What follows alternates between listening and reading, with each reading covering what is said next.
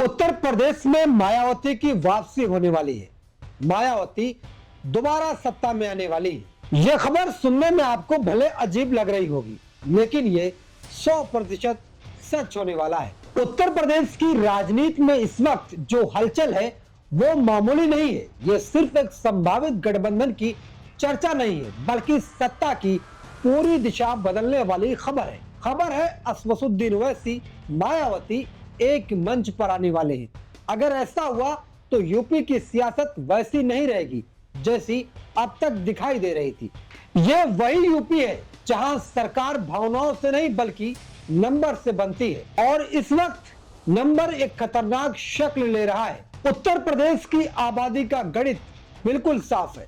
यहाँ मुस्लिम vote bank करीब 19 से 20% है और दलित वोट बैंक 21% है। ओबीसी लगभग 40 से 41% के आसपास है और सामान्य वर्ग 18 से 19% के बीच माने जाते हैं। अब जरा ध्यान से देखिए, मुस्लिम और दलित मिलाकर करीब 40 से 41% वोट सीधे एक तरफ खड़े हो सकते हैं। यूपी की सत्ता में कुर्सी तक पहुंचने के लिए यही वो आंकड़े हैं जो खेल पलट देते हैं, और यही वजह है ओवैसी और मायावती का नाम साथ आते ही राजनीतिक गलियारों में बेचैनी साफ देखने को मिल रही है। ओवैसी पिछले कुछ सालों में मुस्लिम राजनीति का ऐसा चेहरा बनकर उभरे जो खुलकर बात करते हैं, आक्रामक अंदाज रखते हैं, खासकर युवा मुस्लिम के बीच असर छोड़ते हैं।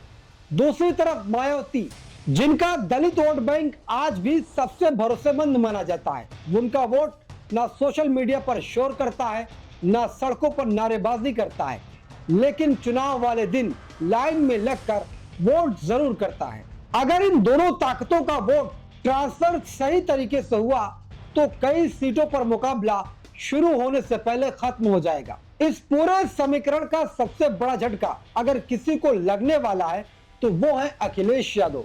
अब तक समाजवादी पार्टी की सबसे बड़ी ताकत मुस्लिम वोट बैंक का हिस्सा रहा, जो बीजेपी को रोकने के नाम पर सपा के साथ खड़ा रहा। लेकिन अगर ओवैसी मजबूती से मैदान में उतरे तो मुस्लिम वोट बैंक एक बड़ा हिस्सा अपने साथ ले जाएंगे, तो सपा की नींव हिल सकती है। ऊपर से दलित वोट पहले ही मायावती के साथ मजबूती से जुड़ा हुआ है, और ऐसे में अखिलेश यादव के पास मुख्य रूप से यादव वोट और कुछ ओबीसी वर्ग ही बच सकता है, जो यूपी जैसे राज्य में सत्ता तक पहुंचने के लिए अक्सर नाकाफी साबित होता है।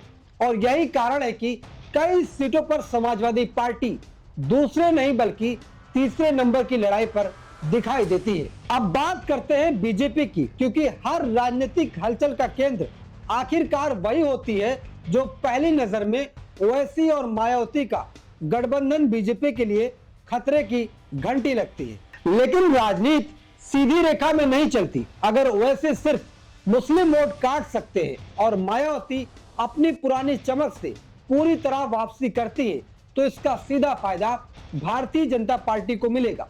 और बीजेपी का कोर वोट बैंक पहले से मजबूत है और त्रिकोणीय मुकाबला अक्सर वही पार्टी जीतती है जिसका वोट बैंक बढ़ता नहीं है। लेकिन दूसरी तस्वीर का पहलू ज्यादा खतरनाक है। अगर मुस्लिम वोट ओवैसी के साथ एकजुट हो गया और दलित वोट मायावती के साथ पूरी तरह चला गया और ओबीसी का एक छोटा सा हिस्सा इस गठबंधन से जुड़ गया, तो बीजेपी के लिए सत्ता में वापसी बेहद मुश्किल हो सकती है।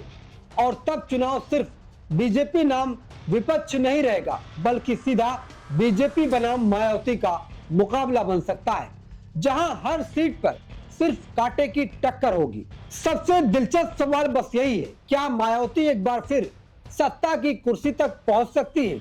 जवाब सीधा है हाँ, संभावना तो पूरी दिखाई दे रही है।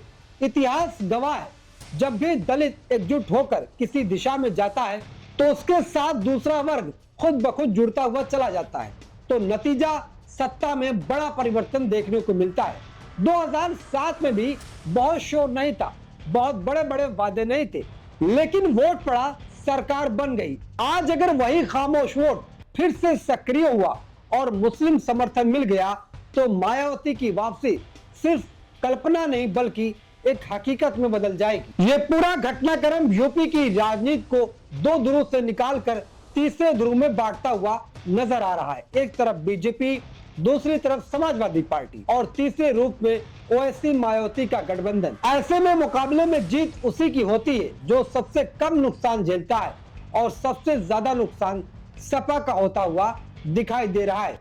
जबकि बीजेपी के लिए यह लड़ाई खतरे और मौके दोनों की है और मायावती के लिए ऐसा रास्ता बन सकता है जो उन्हें फिर से सत्ता के केंद्र तक ले जाएगा। अब सीधे शब्दों में समझिए, यूपी में सरकार बनाने की चाबी 40% वोट के आसपास घूमती है और ओवैसी और मायावती मिलकर इस आंकड़े को छू सकते हैं।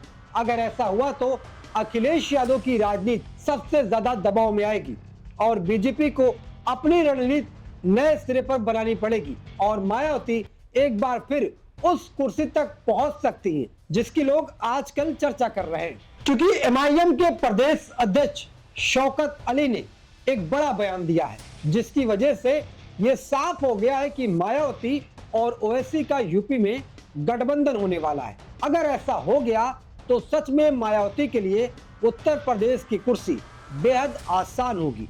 वैसे आपको क्या लगता है, आप हमें कमेंट करके जरूर बताइएगा।